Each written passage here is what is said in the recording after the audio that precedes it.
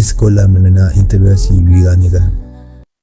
Ada satu malam yang tak pernah dilupakan dan satu nama yang terus hidup dalam ingatan.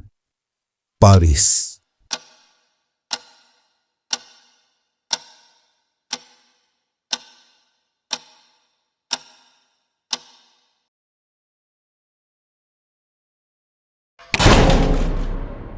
Kau bertukar semarang itu. Mana beg aku? Saya tak ambil. Sumpah, saya tak tahu.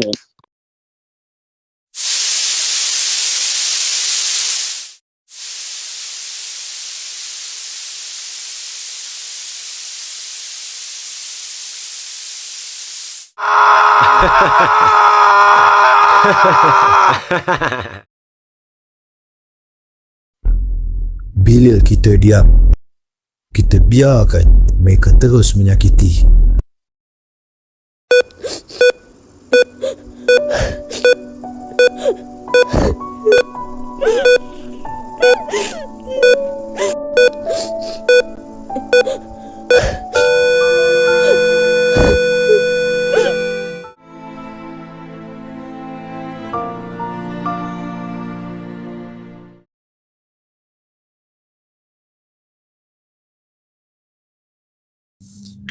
Organ dalam menu gagal.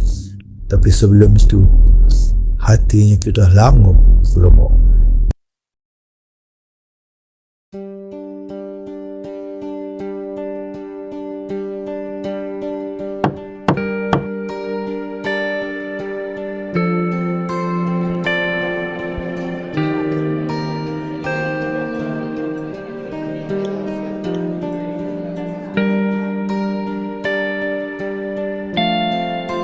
Saya nampak semua, tapi saya takut. Saya menyesal sampai hari ini.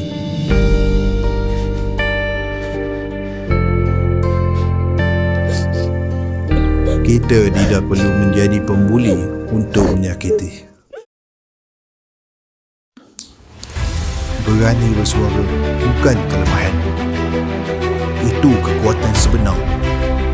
Buli bukan budaya, ianya jenayah.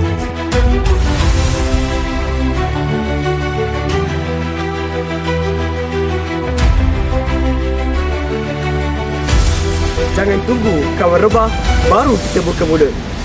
Percaya bahawa suara kita semua dapat mengubah dunia kecil mereka.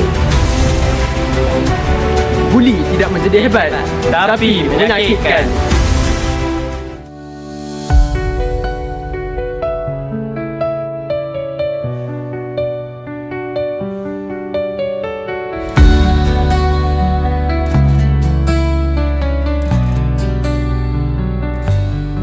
Bayang luka tak nampak di mata, jerit senyap siapa yang dengar, langkah sunyi dalam gelap malam, hanya doa